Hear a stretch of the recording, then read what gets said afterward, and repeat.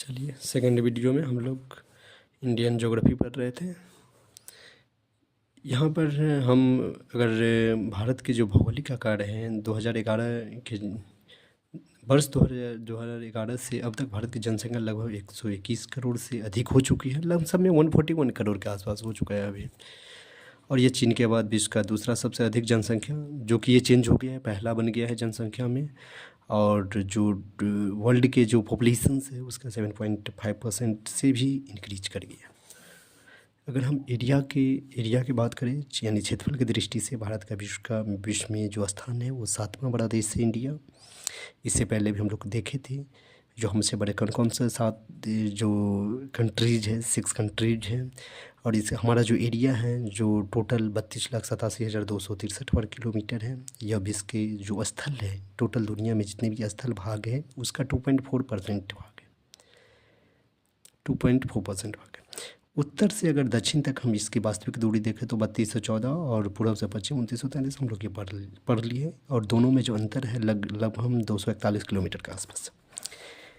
भारत के स्थल और तटीय सीमा रेखा, अगर भारत की स्थल सीमा रेखा अत्यंत विशाल है, इसकी स्थलीय सीमा रेखा तटीय सीमा रेखा की लगभग दोगुनी है।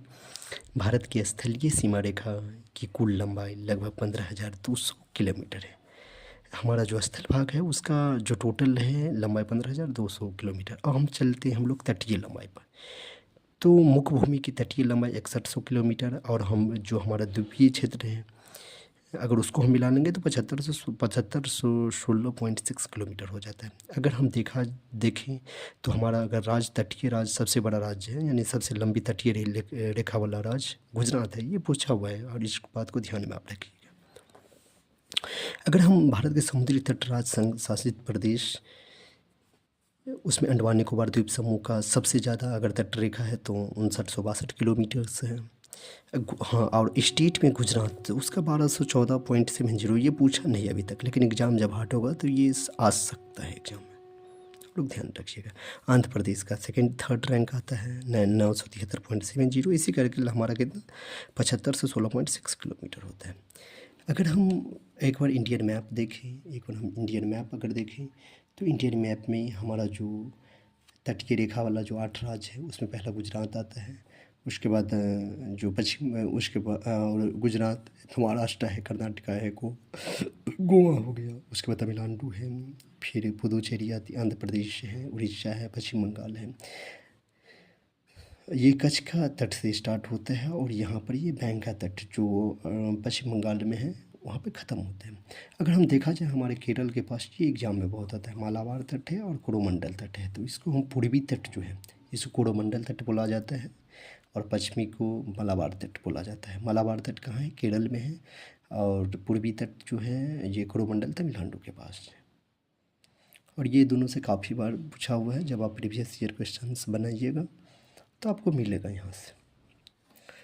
और इससे हम देखिए अगर भारत का जो प्रायद्वीपीय भाग हिंद महासागर की ओर उभरा हुआ है और हिंद महासागर को 2 भागों में बांटता है। एक है पूर्वी भाग को हम बंगाल की खाड़ी और पश्चिमी भाग को अरब सागर कहते हैं। अब प्रायद्वीप कहते हैं, देखिए वह स्थल का वह भाग होता है जो तीनों ओर से जल से घिरा हो।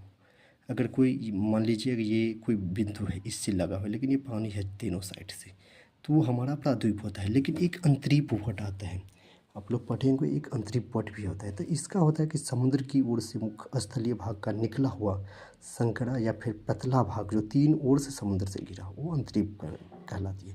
तो अंतरीप और प्रायद्वीप में आप लोग अंतर डिफर रखिएगा। आजकल जो आ रहा है डेफिनेशन पॉइंट पे क्वेश्चंस आ रहा है। फिर यहाँ पर आ रहा है कि जो भारत प्रायद्वीपीय आकार के कारण पूर्व में बंगाल की खाड़ी, पश्चिम में अरब सागर तथा दक्षिण में हिंद महासागर से घिरा है। इस प्रकार ये तीनों ओर समुद्र से घिरा है। इसी प्रायद्वीपीय आकार के कारण भारत की तट की सीमा इतनी लंबी है जिसकी अवस्थिति हिंद महासागर के मध्य में स्थित है। भारत की उत्तरी पश्चिमी, उत्तरी तथा उत्तरी पूर्वी सीमा नवीन बलित पर्वत, यानी नवीन अगर बलित पर्वत का एग्जाम्पल लिया जाए तो हिमालय हमारा उसका वेस्ट एग्जाम्पल है, शिखरों में स्थित है। अगर हम इनके दक्षिणी का भूभाग उत्तर में चौड़ा है और 22.5 डिग्री उत्तरी अक्षांश से दक्षिणी यानी हिंद महासागर की ओर क्रमशः पतला हो गया है। सबसे अंतिम छोर पर प्रभाव भारत की मुख्य भूमि से अंतरीप का रूप ले लिया गया है और इसे ही हम कुमारी अंतरिप या फिर कन्याकुमारी कहते हैं, जो हिंद महासागर की ओर संकरा होता है, वो होता गया है। Thank you. देखते हैं नेक्स्ट वीडियो में आप लोग को ये कैसा लगा, आप लोग कमेंट जरूर कीजिएगा। जब तक बोर्ड नहीं आता है तब तक हम लोग ऐसे ही बुक का रीडिंग कर लेंगे, फिर हम लोग जो अगर बोर्ड आ जाएगा तो प्रीवियस ईयर क्वेश्चंस बोर्ड पे भी डिस्कस इसके साथ हम लोग करेंगे।